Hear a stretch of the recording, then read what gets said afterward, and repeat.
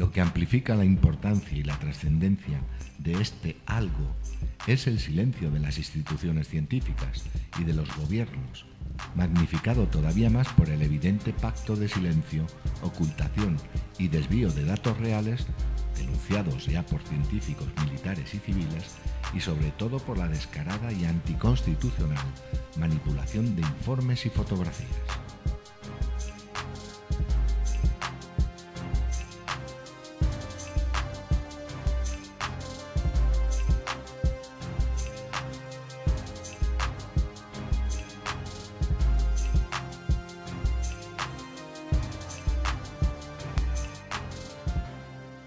Podría comenzar por aquellos personajes que han sido y lo son todavía ridiculizados por la misma ciencia, a pesar de que ellos mismos son científicos.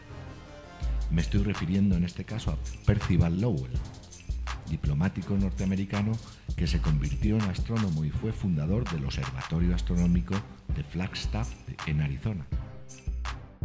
También me refiero a Giovanni Schiaparelli, eminente astrónomo italiano dedicado al exhaustivo estudio de Marte. Sus mapas geomarcianos fueron muy controvertidos y ridiculizados por sus alucinaciones visuales, incluso por propios colegas que no supieron ponderar en un punto medio sus estudios. Mucho podría hablar de ellos dos, pero supongo que ustedes ya tengan muchos datos sobre ellos. Vayamos pues directamente a nuestras épocas modernas. Citaré, por tanto, testimonios exclusivamente científicos. Numerosos serían si los compilara todos, pero reflejaré las declaraciones realizadas por un astrofísico soviético que se llamaba Joseph S. Shklovsky en el año 1959.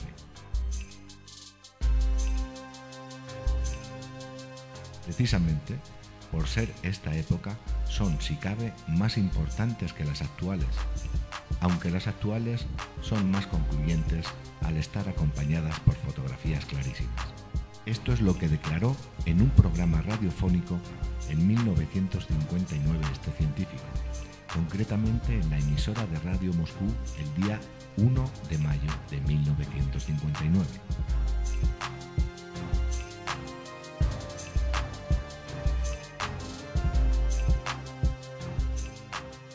Basándonos en las más recientes observaciones, debemos convenir en que muy probablemente Phobos y Deimos son satélites artificiales puestos en órbitas por una raza desconocida que habitó Marte hace 2.000 o 3.000 millones de años. Los satélites de Marte difieren por muchos conceptos de todos los satélites naturales de los planetas que componen nuestro sistema solar. Difieren, ante todo, por sus minúsculas dimensiones, muy inferiores a aquellas de cualquier otro acompañante cósmico que conozcamos. En segundo lugar, hay que remarcar que Phobos y Deimos giran extremadamente cerca de la superficie marciana. Otro fenómeno que no encuentra rival en el reino del Sol es aquel por el cual el periodo de revolución de Phobos es más breve que el periodo de rotación de Marte en torno a su propio eje. Si ambos fueran asteroides capturados, no se entiende cómo tienen órbitas prácticamente circulares, justo en el plano que coincide con el ecuador marciano. Otro dado es que la densidad de Phobos es 1000 veces inferior a la densidad del agua, lo que me induce directamente a afirmar que solo existe un argumento que pueda explicar, ya sea la solidez del satélite, ya sea su ridícula densidad. La explicación sería que Phobos debe ser hueco, debe estar vacío internamente, como un bote de conservas del cual se haya extraído el contenido. Pero ¿cómo es posible que un cuerpo celeste natural sea hueco? Esta suposición es descartada a priori directamente por la ciencia. Por tanto, no queda más que inclinarse por el origen artificial del satélite. Lo mismo puede decirse de Deimos, aunque sus anomalías son mucho menos evidentes. Pienso que la vida en aquel planeta se halla ahora extinguida o está representada por humildes organismos vegetales de tipo de los líquenes o de musgos, pero hace 2.000 o 3.000 millones de años la situación sería muy diferente. Muchos de mis colegas científicos afirman que hubo un tiempo en el que existía oxígeno suficiente en Marte, con vastísimas zonas marítimas, y probablemente en aquel tiempo existirían seres inteligentes que alcanzaron un nivel altísimo de civilización, y este nivel les permitió manipular y poner en órbita esos ingenios marcianos.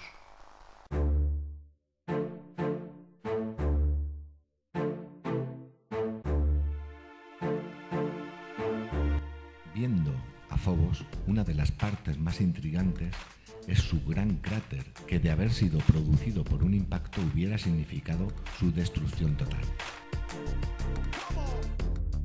Dentro de este extraño cráter tan profundo se destaca una extraña oquedad, como un gran agujero que ocupa la zona central del cráter y que, si se añade a la oquedad interior de este satélite, lo hace todavía más intrigante para la ciencia e investigación. Tengo que decir que no solo fue este científico en testificar sobre esta posibilidad, sino que también en aquellos días se adhirieron numerosos científicos que habían permanecido en discreto silencio. Uno de ellos fue el profesor en astrofísica moderna Sergei Mikhailov, que fue presidente del Consejo Astronómico de la extinguida URSS, Rusia en la actualidad, y también el académico en ciencias astrofísicas Balabasov.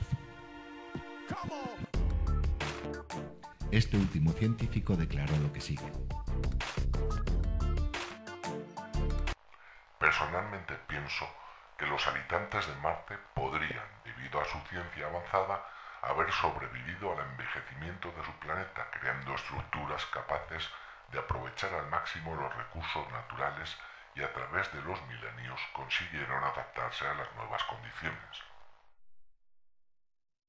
Para un hipotético marciano, la vida en la Tierra le parecería absurda, ya que el oxígeno tan concentrado aquí para nosotros representaría para él un terrible proceso de oxidación biológica. En contraposición de lo que sucede en Marte, aquí en la Tierra un organismo terrestre arde literalmente, con la combustión provocada por el oxígeno. Bajo nuestro punto de vista, Marte es demasiado helado, y su mínima proporción de oxígeno parece no admitir hipótesis de vida.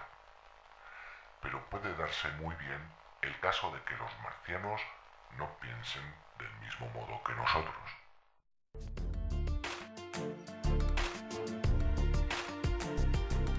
Siguiendo, tengo que comentar que estos testimonios, recogidos literalmente, son de una importancia grandísima y, a medida que avanzan los descubrimientos astrofísicos, de un gran valor testimonial por la fecha en la que fueron realizadas estas declaraciones. Otros científicos relacionados con la astronáutica americana y rusa han dado datos concretos, incluso fotográficos, en la actualidad, que han sido ampliamente publicados por todos los medios de comunicación nacionales e internacionales, aludiendo a la realidad de que algo extraño hay en Marte.